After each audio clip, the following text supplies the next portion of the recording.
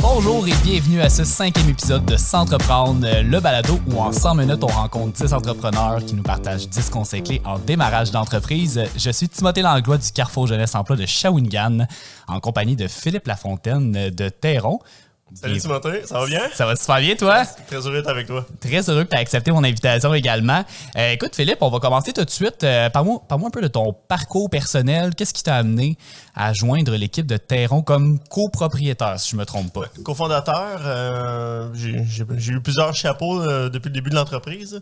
Moi, j'ai fait des études en art. Je me suis rendu jusqu'à ma maîtrise en art. J'ai fait des études en architecture. J'ai participé. J'ai quand même la fibre entrepreneuriale. J'ai embarqué dans toutes sortes de projets. J'ai été entrepreneur aussi dans plusieurs business. Café Frida ou le temps d'une pinte. J'ai eu une galerie d'art. Je suis toujours, quand ça commence, quand c'est le Vietnam, comme on dit. Donc, j'étais un peu partout là-dedans. J'ai travaillé pour des belles business aussi comme HMV. Puis à un moment donné, j'étais arrivé au moment où j'ai croisé des gars qui m'ont... un moment où je me cherchais un peu dans la vie. J'étais cuisinier. On est bon dans les jobs pas faciles. Puis à un moment donné, j'ai eu un message de quelqu'un que je connaissais qui était comme « Hey, j'étais une entreprise, on fait un 4 roues électriques, on cherche un designer. » Je pourrais essayer. J'avais quand même une passion pour les véhicules. Puis avec mon implication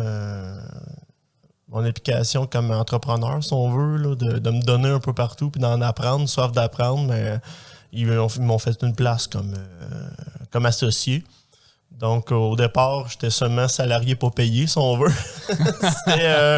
On peut pas vraiment te payer, on a besoin d'un designer, mais si ça marche, on te propose de faire partie de l'équipe. C'est quand même une prise de risque. Oui, c'est sûr. Puis moi, ça me faisait pas peur. Mais tu sais, quand t'as rien dans la vie, t'as rien à perdre. Fait que t'as pas grand-chose à gagner. Fait que, à part une notoriété de bon travailleur, prendre de l'expérience. Puis finalement, aujourd'hui, je suis cofondateur puis directeur des opérations. J'aime ton parcours très atypique qui rejoint vraiment plein de choses très différentes. Puis aujourd'hui, Théron, tu l'as un peu mentionné, mais qu'est-ce que vous faites concrètement comme entreprise? C'est des véhicules en route électrique. Notre premier produit, c'est un 4 roues, bien conventionnel, mais qui ne l'est pas en même temps, car c'est un véhicule hyper performant, plus d'autonomie qu'un véhicule au gaz, qui sert aussi de génératrice mobile. C'est un véhicule qui a été designé pour être, si on veut, la mère d'un écosystème, de pouvoir y brancher plein d'accessoires auto-alimentés. Ça paraît pas nouveau, mais ça l'est dans le domaine parce que normalement, on branche des accessoires par une PTO sur un véhicule au gaz. L'accessoire prend un moteur au gaz. Donc là, on s'enlève ça. Donc, on tombe avec des accessoires qui sont easy clip, si on veut, plus légers. Ça, c'est la facette, si on veut, consommateur, là, qu'on va libérer d'ici 2-3 ans. Pour tout de suite, on va vraiment des 4 roues, des entreprises, des entités gouvernementales. Ça prend la motivation écologique aussi, de voir avancer là-dedans, puis une croyance au véhicule électrique, là, de nos premiers clients. Là. Vous êtes en plein dans la transition énergétique. Là, Par Canada, les CEPAC. C'est un gain de notoriété que tu vas chercher aussi. Ça facilite aussi le travail de développement. On inclut tous nos clients là-dedans. Donc, c'est le travail qu'on a fait en ce moment, mais vraiment, c'est des véhicules terrestres là, où on est spécialisé avec des accessoires. Le côte-à-côte est un véhicule qu'on démarre à travailler justement en collaboration avec l'Université du Québec à Trois-Rivières. Petite entreprise comme ça, tu réussis à déployer tes ailes avec plusieurs partenaires là, puis à grossir comme ça. Puis, tu peux parler à titre personnel ou à titre d'entreprise, quel aurait été votre meilleur coup et votre plus grand apprentissage depuis le début de l'aventure? Oh boy, de bonnes questions. Notre meilleur coup, je pense que ça a été de mettre la charrue devant les bœufs. Comme n'importe quoi, l'œuf devant la poule, etc. Ça a été de vraiment, OK, on veut closer du financement, on va se louer une usine. Puis puis on n'a pas de financement. Fait que t'es comme... Ce qui a d'être le thème de l'épisode, entre autres. Exactement. Écoute, stressez-vous avec des bails à 20 000, ça va être pas pire. Mais non, ça a été... Écoute, quand on tombait dans la chenoute, excusez-moi l'expression, mais souvent, c'est de faire un peu comme si on ne l'était pas. On continue comme si de rien n'était, mais en fait, il faut vraiment avoir conscience là, quand on est dans la chenoute, mais on continue, on n'arrête pas. Puis finalement, Pâques, l'investissement a fini par boucler. Ça montre aussi aux gens et à l'environnement d'investissement que tu as des gosses. Parce que la journée, ils vont dire où tu vas produire et tu n'as pas de loyer. Mais tout s'effondre. Fait que, puis nous, on est parti de rien. Là. Je pense que c'est à la base, c'est un de nos accomplissements. On n'est pas parti avec un mononcle qui avait $1 million à nous prêter ou nous donner. On est parti, on avait 30 000, là, puis on s'est fait avoir au début par un de nos premiers fournisseurs qui nous a eu de 30 000. On a reçu des fausses batteries. Fait que là, on est vraiment parti avec 2 prises. Mais non, c'est ça. Puis la plus grande fierté par cet exemple-là, je pense que c'est la résilience qu'on a eue là, de manger plusieurs claques puis de faire comme... Ne pas abandonner au final, de quand même continuer d'avancer à travers tout ça. Non, c'est ça. Et, on dit souvent que l'orgueil, c'est un défaut. Je sais pas si c'est le mais il faut vraiment qu'il soit bien placé là, pour que ce soit pas un défaut. Ce que je trouve intéressant, c'est que tu es déjà en plein dans le sujet aujourd'hui. Je t'ai choisi pour l'épisode Avoir les bonnes ressources financières, humaines et matérielles. Tu l'as mentionné un peu, mais comment aller chercher le meilleur financement possible? C'était quoi votre stratégie au final? Nous... ça a été vraiment de se faire confiance. Ça va peut-être être niaiseux de le dire comme ça, mais on a fait appel à plein de spécialistes pour évaluer notre budget.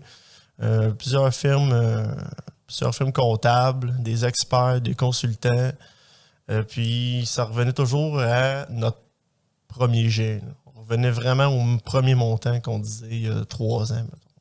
Donc on s'est dit, là, finalement, il faut vraiment se faire confiance. Parce qu'on se faisait toujours dire, vous ne demandez pas assez. Vous demandez beaucoup trop. Puis nous, on a vraiment on a eu une approche conservateur. Surtout dans le climat économique en ce moment. On ne pouvait pas proposer des choses complètement folles. Surtout quand on a un rivaux, si on veut, qui est assez gros. Qui est en train de brûler du cash en fou. Fait qu'on on ne pouvait pas proposer le même scénario. Là, ça ne fonctionnait pas, ça faisait peur à tout le monde. Donc, ça nous a forcé, par exemple, à avoir un plan d'affaires qui était très, très axé sur l'efficacité. Faire attention à chaque sou. Donc, pour revenir à ta question, chercher du financement de 2 000 $. Des fois, t'es comme, c'est rien, les gars, là. Mais des fois, c'est ça qui reste dans le compte. T'es comme, une chance qu'on est allé les chercher. Non de nos fiertés, on n'a jamais eu à slacker des employés parce qu'on n'avait plus d'argent. Eh bien ça, justement, je m'enlignais vers ça. Qu'est-ce qui vous a permis de déterminer que vous deviez engager les employés? Puis comment vous réussissez, une fois qu'ils sont dans votre entreprise, à les fidéliser? Je pense que c'est la possibilité d'avancement quand même rapide. Puis l'intensité. L'intensité avec un apostrophe positif, là. C'est l'intensité, je dis souvent l'expression, tu passes pas nécessairement le balai chez nous quand tu viens faire un stage, là, tu vas faire vraiment du développement. Puis il n'y a pas beaucoup d'entreprises comme nous là, qui est en démarrage où tu peux te positionner comme employé. Fait que les gens qui viennent travailler chez nous, ils capitalisent sur eux autres, une façon de parler. Comme nous, on l'a fait. Vu que c'est amené à grossir, au final, votre entreprise, j'imagine que vous allez avoir exactement. des employés éventuellement. Là. Exact. Puis au niveau de l'embauche, ça, c'est un piège. Là. Plus tu engages des employés, ça ne veut pas dire que ça va mieux aller. Tu es coach, faut que tu fasses de la formation. Des fois, on est comme... OK, on va prendre notre temps. On se recentre sur nous, on crée du matériel, faut que tu sois prêt à recevoir des employés parce que ça peut faire l'effet inverse. Là. Ça peut... je pense que c'est ça qui coûte le plus cher aussi. Là. Ouais, d'où l'idée de garder ses employés parce que la formation, ça coûte quand même cher. Exact. Donc, les meilleurs, tu veux les maintenir dans ton entreprise. Là. Exact. C'est le nombre de fois que j'aurais pu engager 2 personnes de plus parce que je pensais que j'en aurais besoin, mais il aurait fallu que j'arrête d'en payer 2 autres. Ouais, donc, c'est la croissance, nous, c'est marche par marche. On ne skippe pas de marche. La vitesse tortue, là. Puis au niveau des fournisseurs, tu m'en as parlé tantôt qu'il y en a un que c'était peut-être pas le meilleur fournisseur au monde. Comment vous choisissez en fait vos fournisseurs de matériel? C'est quand même au centre de votre modèle au final d'avoir le bon matériel pour construire vos produits. Oui, tout à fait. Je te dirais que la COVID a changé beaucoup de choses, là, surtout au niveau de l'approvisionnement. Je pense que l'attitude avant au Québec, c'était on fait des prototypes au Québec puis on fait la production en Chine. Puis ça a été l'inverse. On a fait nos prototypes en Chine puis on fait la production au Québec. On est à 85% là, de composantes nord-américains. Wow. Si on ne trouve pas au Québec, on va au Canada puis ainsi de suite. Là. Aux États-Unis, sinon après. Donc, la tactique a été aussi, on aimait mieux... selon nos volumes, qui étaient très conservateurs. On n'a pas promis des milliers et des milliers d'unités pour commencer.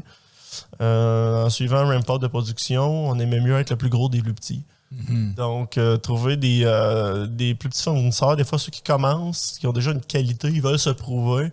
Puis quand on arrive, au final. Exactement. Puis quand on arrive, on les approche. Probablement, on va visiter les usines.